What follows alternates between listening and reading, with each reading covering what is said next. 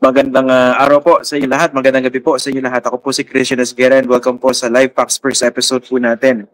Ngayong araw na ito, nasa airport po tayo dito sa Puerto Princesa.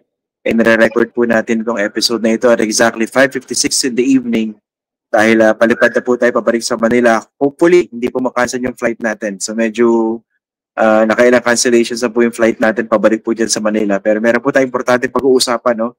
Ito, gusto ko itong topic na ito kaya iraraos natin ito kahit hindi kagandahan ng ating location for this episode. Ito po yung pinag-utos na lifestyle check ni President Marcos dito po sa iba't ibang opisyal ng gobyerno sa kalagitnaan po ng gagawing investigasyon patungkol po rito sa korupsyon na matindi dito po sa flood control projects. Pinag-uusapan po natin dito, no, hindi po putyo-putyong amount, no? Hindi po milyon-milyon kundi bilyong-bilyong piso. Okay? So, for this episode, ang inimbitahan po natin ay pong kilalang anti-corruption advocate. Dati po siyang commissioner ng Bureau of Internal Revenue. I'd like to welcome again to our program si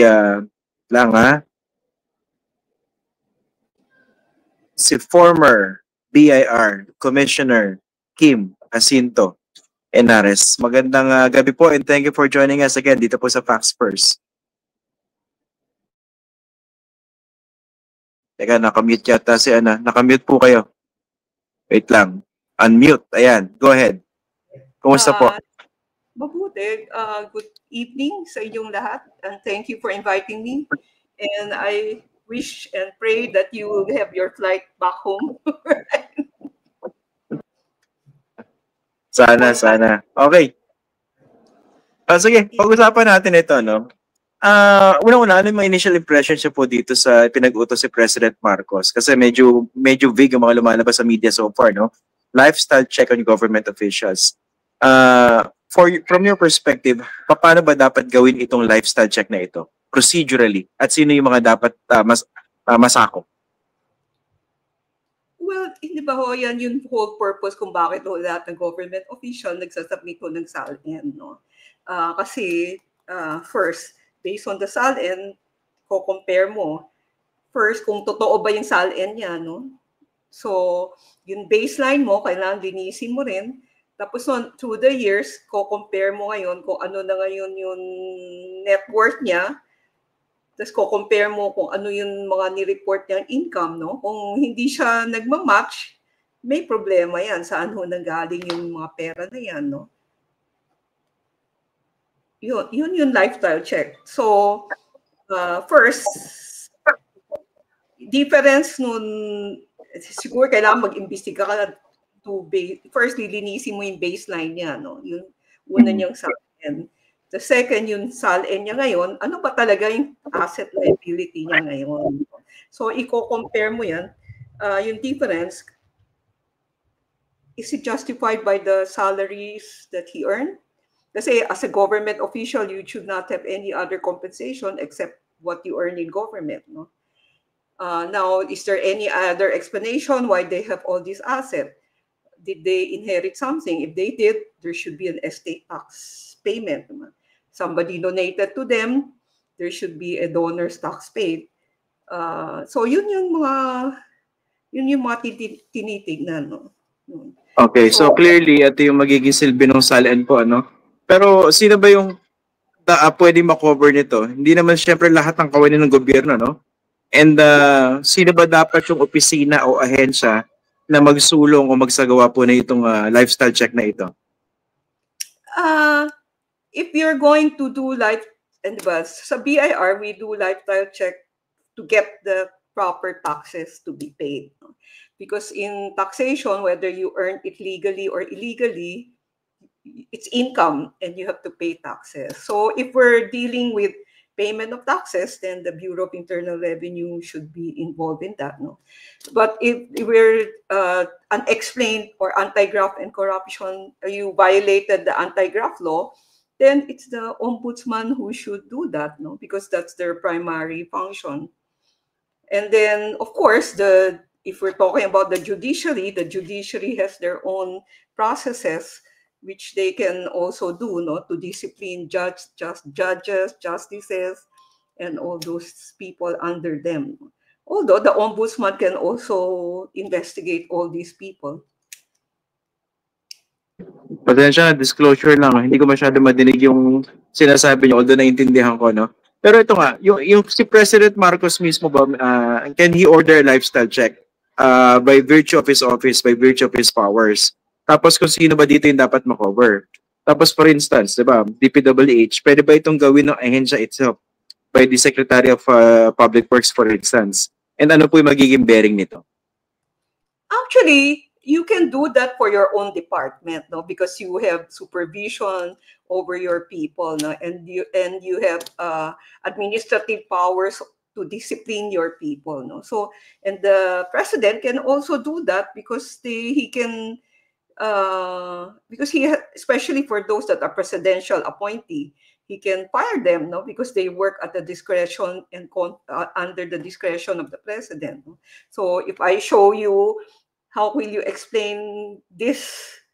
I lost confidence in you. He can replace them, no? Di ba, ginawa na rin yan ngayon ni DPWH Secretary, di ba? Ginawa niya, plinote niya yung mga tao kasi may suspicion siya. After that, pwede rin siya mag-file ng administrative case laban sa mga tauhan niya under him, no? Because there is a mechanism where you can file cases against them to dismiss them from your department. Okay, so kung ano yung magiging findings, for instance po ng mga departments, kunwari DPWH, pwedeng magbunga ng isang admin case. How about criminal case po? Yeah, may criminal case rin yan, no? Kasi pwede rin naman silang mismo ang mag-complain. Although it's rare that you will see the department itself lodging a complaint to the ombudsman against their own people, no? Normally, what they will do lang is they will terminate the services, no? But otherwise, they can also file a complaint with the ombudsman so that the ombudsman can file those cases also with the Sandigan Bayan. Okay. Kung kayo po yung magsasagawa ng investigation, no? Kunwari ng lifestyle check, let's be specific. Yung mga lumalabas na balita na ilang mga DPWH officials ang rarangya ng mga buhay, ang mamahal ng mga gamit, naka-display pa sa social media, how would you go about it, yung lifestyle check po? Well, I will already start with all those things that were posted in the media, diba? And verify if it's really, if those pictures are true, and if they really own those things, no? So that's, you will gather evidence to come up with a real SALN. Diba? Kasi yung SALN nila, presume hindi yan totoo, diba? So you will come up with a real SALN. First, there's already a perjury case, diba? Na hindi mo nilagay ng tama yung SALN mo. Second, after your real SALN, then you compare mo lang this year against last year. So may unexplained wealth ka. So pwede mo nang kasuhan sila, no? Pwedeng kasuhan yan sa BIR for tax evasion, then sa ombudsman for violation of Anti-Graft and Corrupt Practice Act, then or plunder, diba? If more than 50 million pesos, and then you can, depending on if you have proof, no, to support plunder, then the office itself can dismiss those employees for dishonesty, diba? For those, there are administrative things that they can do to have an administrative case for dismissal. So tapos lately, nagba-viral po sa social media yung mga tinatawag nilang Nepo babies.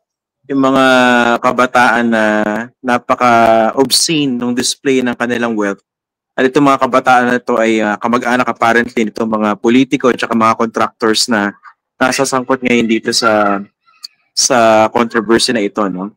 Ano po ba yung pwedeng value ng ganitong mga social media posts nitong mga kabataan na ito when it comes to nailing possible illegal activities, no? Kunwari, for purposes of checking whether they were paying the right taxes, sila o yung pamilya nila?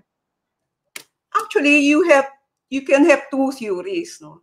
One, pwede mong akasuhan yung person itself, the Nepo babies you're referring to, if they have all this asset but they never filed any income tax return, no, you can file tax evasion case against them if you want to impute it to them. But you can also impute it to their parents, especially if they don't have a source of income, no. So the natural conclusion is it came from the parents. So you can impute those as expenses of the parents. So how do you justify having spent all those things based on your income of this much? So it will add to the evidence if you want to file it against the parent.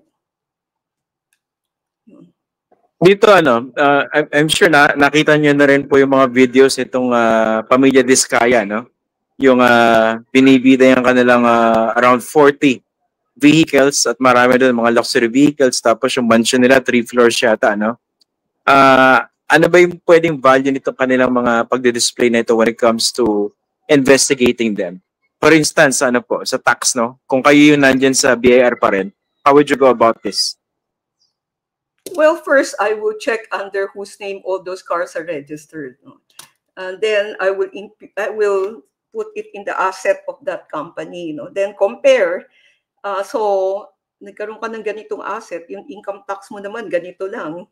So, may difference. So, may tax evade. May hindi ka binayaran na buwis. So, depende how big the discrepancy is. If it's more than 30%, then you file a tax evasion case. If it's less than that, you assess them because it does not have a presumption that there's an intent to evade taxes. No? So that's one. So titignan mo kung kanino nakapangalan yung mga property na yan. Kasi kung nakapangalan hindi sa kumpanya but sa kanila, so next tanong is paano ka nagkaroon ng ganyan? Kung sasabihin mo dividendo, wala naman binabaya, checkin mo. Kung nagdividendo yung kumpanya, meron ba siyang enough retained earning? At noong nagbigay siya ng dividendo, may binayaran ba siyang withholding tax? No? So may mga ganyan tatanungin.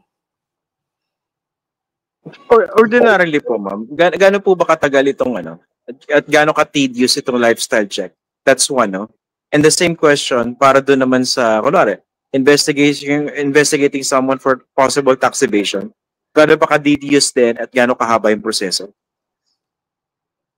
Depende, no? Kung nandyan very blatant, madali hanapin, madali lang po mag-file ng case, no? Kasi yung mga income tax return na sa BIR naman, no? Pero kung hindi ba, we will have to trace, tapos hindi nakarehistro, no? Kasi ngayon, iniimbestigahan niya ng BOC, di ba? Kung paano yan, nagbayad ba yan ng excise tax, ng VAT, no? In-import, no? Kasi may excise at VAT yan, no? At kung hindi sila nagbayad niyan, paano naman ho yan nakarehistro sa LTO? So yan yung mga tanong rin, no? Na ibig sabihin, when you start asking a question, it might open more questions. So depende ngayon. So kung gaano karaming tanong pa ang mabubuksan dahil sa kaakabusisi mo, no? Kung lahat yun ay nakarehistro at wala naman masyadong mabilis lang naman ho yan, siguro mga a month or so, pwede ka na mag-file ng kaso. Maghahanap ka lang ng mga documentation, which should be in the government, no? Kasi lahat yan registered eh. Ang mahirap kasi hanapin yun, kunyari, sasabihin mo, marami siyang painting, hindi yan rehistrado.